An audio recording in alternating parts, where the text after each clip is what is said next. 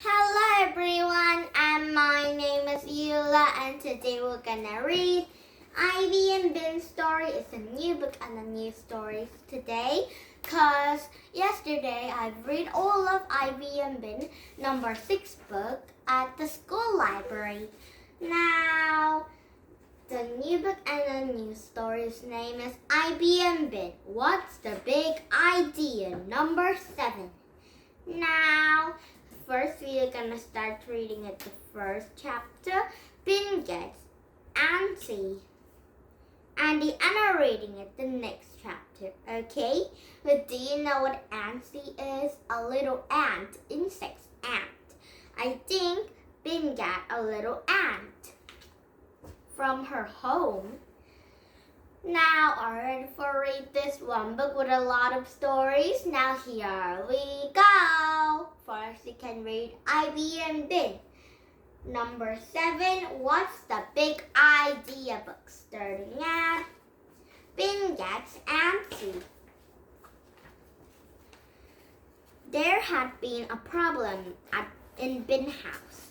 The problem was staples. Ben loved staples. She loved them so much that she had staples things that weren't supposed to be stapled. The things looked so better stapled, but her mother didn't think so. Now, Ben was outside. She was going to be outside for a long time. She looked at her backyard. Same old yard, same old trampoline, same old dinky plastic playhouse, same old pile of buckets and ropes and skills. No one of them was any fun. Maybe she could play Junkyard Crash. Junkyard will crash when they stack up all the stuff you could find and drove the toy car into the stack. But it was no fun alone. Ben got up and scuffed across the nice green yard until she reached the not so nice green yarn. It was a pot of beans yarn and had holes and lumps in it. The lumps were mostly places where Ben had buried treasure for kids for a future. Ben picked it off the shelf to hit with kids on the future. She was bored now. Maybe a secret manger was added something interesting to her treasure, like a ruby skull or a dinosaur egg. Ben didn't bury her treasure very deep, so it's easy to dig up. This treasure was inside a paper bag, but paper bag wasn't doing so well. It wasn't really a paper bag anymore. Holy moly, Ben said loudly.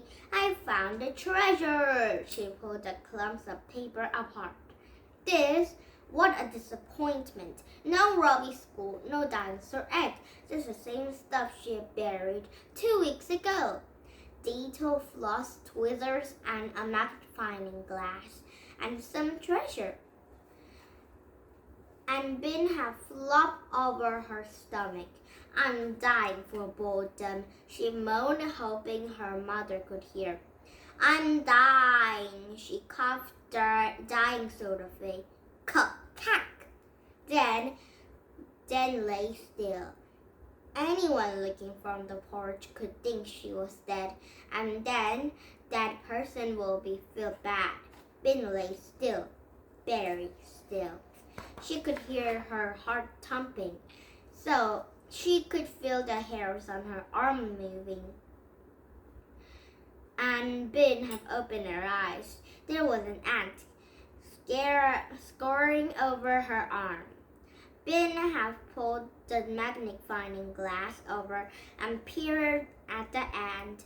Her arm was like a mountain, and the little ant was climbing the mountain climber, stumbling along with a tired expression on her face. Poor hard-working ant. She knew how he felt because sometimes her parents made her go hiking. She watched as he ducked between hairs and touched down to the other side of her arm toward the ground. She offered him a blade glass of grass to use as a slide. It seemed to confuse him. He paused, looked like and nosely right and left, and then continued to her arm. And continued. Where is continued? Okay, then continued on her arm. He had a plan. He was going to stick to it. And Ben had watched through the magnifying glass and scuttled into the grass, rushing along ground between blades. He was a big hurry. He met another ant by banging to him, but then they didn't even stop to talk. They zipped onto the opposite directions. Ben followed her ant to patch by dry dirt. There, plunged down to the hole. Come back, whispered Ben. She liked her aunt. Maybe he would come out if she spoke his house. She found a thin stick and touched top of the hole. 4 ants screamed out and raced off to the different directions. Ben didn't think any of them was her aunt. Ben watched the anthole for a long time. Ants came and went. They seemed to know where they were going. They all seemed to have important jobs. None of them seemed to notice their puny little nothings compared to Ben. Ben dragged a hose through the anthole, and she didn't turn the hose on. That would be mean, but she let a little bit of water dribble into the hole, and watch it as the dirt entrooped with ants. Dozens of ants flung themselves this way and racing safely. Help, help, whispered Ben. Float! The ants have ran lines away from the water, and some of them are holding the grains above their heads. There are hero ants, but even the non-hero ants were busy. They were far busy to notice when we were watching them through the magnifying glass. To them, she was like a planet. It wasn't a part of the world. She was too big, too far away from them to see. Ben looked up to the sky. What's that if someone was watching her through the giant magnifying glass and think the same thing she was? And if she was as small as an ant compared to someone?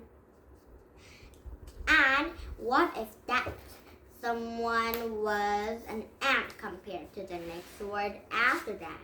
Wow! Ben waved at the sky. Hi out there, she thought.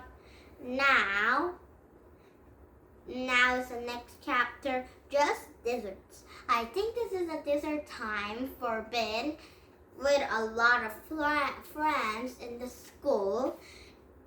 And maybe when they're eating the dessert, the auntie come along, maybe.